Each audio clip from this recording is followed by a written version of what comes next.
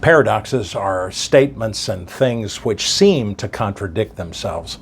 Here's a kind of funny paradox that you'll see in some books. This page intentionally left blank.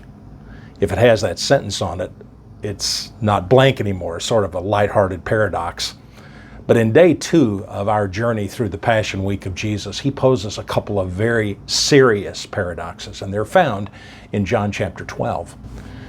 In verse 23, he speaks, "The hour has come for the Son of Man to be glorified." He speaks of his coming execution on the cross. Glory and an excruciating death. How do those mingle? A paradox, to be sure. They can hardly be said in the same sentence. And then he said this, "For a kernel of wheat to grow, it must first die." Now, in this second paradox, which is very much like the first, he said, we must be like that wheat kernel and die so we can live.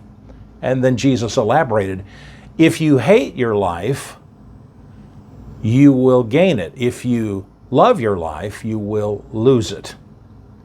He didn't say we ought to be willing to lose our life. He said that we must die. He said we lose our lives in order to live.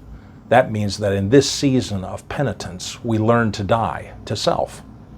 In a world that worships self, tells you to love yourself, take care of yourself, put yourself first, Jesus said before he laid down his life that our interests, our selfish priorities, our very selves must be surrendered to God in order to truly live.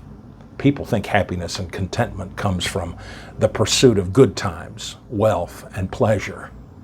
Jesus said we really live when self becomes secondary and allegiance to God becomes primary. Oh, there's a lifetime of growing to do right there. Love and glory come when we are done with self-glory and self-love.